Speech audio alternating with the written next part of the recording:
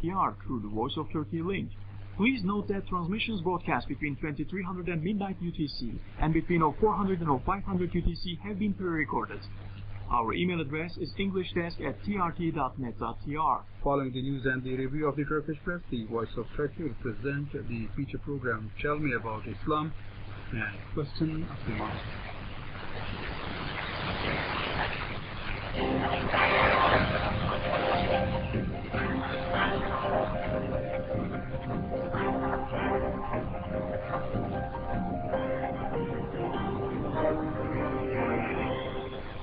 First, the headlines of the news.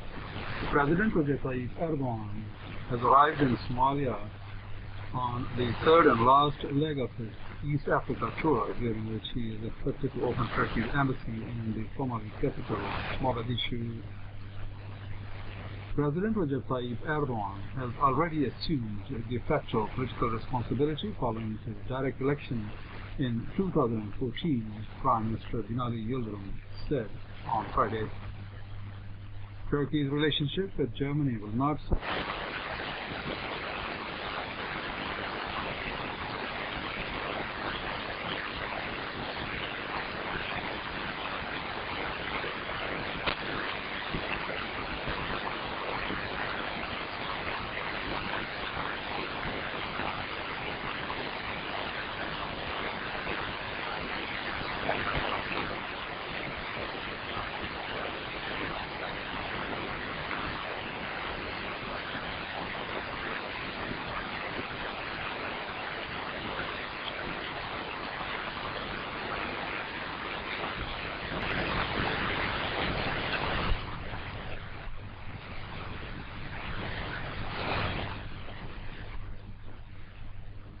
Africa tour, during which he is expected to open Turkey's embassy in the Somali capital of Mogadishu. Erdogan and his delegation were given a warm welcome by Somali government officials at the Mogadishu International Airport, according to the Somali National News Agency SONA. The president's visit comes after his tour to Uganda and Kenya, where he vowed to boost security and economic ties between East Africa and Turkey and help bring peace in the region. The First Lady Emine Erdogan, Deputy Prime Minister Veysi Kaynak, Foreign Minister Mevlut Çavuşoğlu, and the Economy Minister Nihat Zeybekci are also part of the Turkish delegation. Erdogan previously visited Somalia in 2011 when he was then the Prime Minister. The same year, Turkey started providing humanitarian assistance to the East African state. Since 2011, Turkey has made a concentrated effort to provide the Somali people basic needs, including security, education, health, institutional capacity building, the building of state institutions, roads, ports, airports, fisheries, and energy. President Recep Tayyip Erdogan has already assumed de facto political responsibility following his direct election in 2014, Prime Minister Binali Yildirim said Friday. He was speaking following criticism of his earlier remarks and allegations that he was ignorant of Turkey's constitution. I have noticed that something I said yesterday at the meeting with party provincial heads was distorted by some media, and I would like to clarify one point. He told reporters at Ankara's Asampa airport before departing to Azerbaijan, when I said no matter what the Constitution says, a de facto political responsibility arose for the President, what I meant was this: even if the Constitution says the President is not responsible after being elected directly by the public following a constitutional change, a political responsibility arose naturally because the public holds the person it voted for accountable. Turkey's relationship with Germany will not suffer despite the German parliamentary resolution recognizing an Armenian so-called genocide during World War I, Prime Minister Binali Yildirim said Friday. We will look at the background of the resolution and give the necessary response, he said from Ankara Asambo Airport before departing for Azerbaijan. Turkey and Germany are very important allied countries. Nobody should expect that our relations with Germany to get worse completely and suddenly due to such resolutions. Thursday's non-binding resolution in the Bundestag accuses the Ottoman government of conducting systematic genocide against Armenians and other Christian minorities in 1915. Yildirim drew attention to the killing of Turkish diplomats by Armenian terrorists from the 1970s to 1990s and said Armenia still supported terrorist groups. The United States again refrained from labeling the PYD and its armed wing, the YPG, as terrorist organizations in a report released Thursday.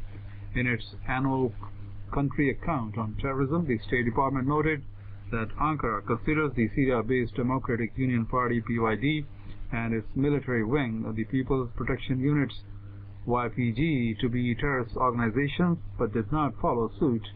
Turkey considers the groups to be affiliated with the PKK and labels them as terrorist organizations, while the United States and European Union also designate the PKK as a terrorist group. Washington has refrained from labeling the PYD and YPG. Similarly, the terrorist YPG group has been central to Washington's anti-riot strategy, and U.S. officials have called the group an effective partner in the campaign. An Egyptian court sentenced 187 political dissidents to life in prison on various charges, including the storming of a police station in the southern Minya province in 2013, according to a legal source close to the case.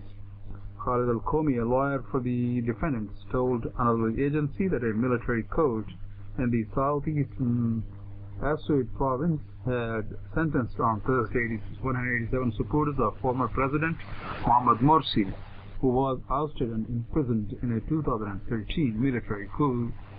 The defendants had been convicted of breaking into government buildings, including a Minya police station, following the violent dispersal in August 2013 of two pro-Morsi sit-ins in Cairo, in which hundreds, some say thousands, of Morsi supporters were killed by police.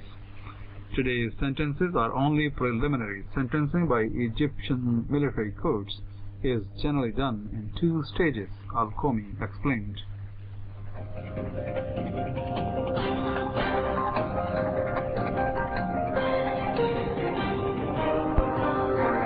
The news continues on the English language broadcast of the Voice of Turkey. A French initiative aiming at reviving the Israel-Palestine peace process got underway Friday. The Paris meeting will include more than 30 officials from the Middle East Quartet of the United Nations, European Union, Russia, and the United States, as well as the Arab League and other states, but will not include representatives from Israel or Palestine. U.S. Secretary of State John Kerry and UN Secretary General Ban Ki-moon are among those present, but Israel has rejected the meeting, calling for direct negotiations. In an opening speech, President François Hollande said progress had already been made, but had fallen short of creating peace. Violence is growing and hope is fading. That's why we want to try and revive the peace process, he told delegates, warning against a diplomatic vacuum will be filled by extremism and terror. Holland recognized that only Israel and Palestine could take the brave step toward peace and added the discussion on the conditions for peace between Israelis and Palestinians must take into account the entire region.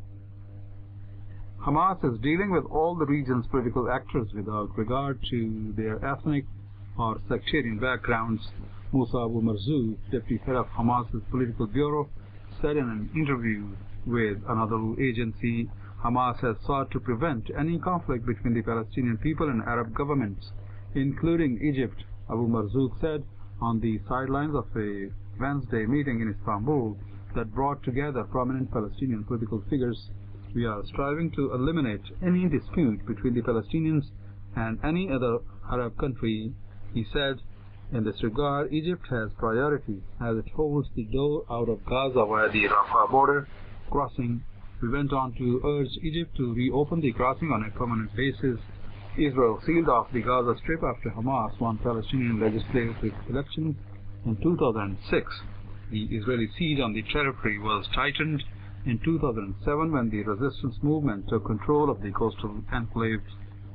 And that was the news brought to you by the Voice of Turkey, broadcasting from studios in Ankara.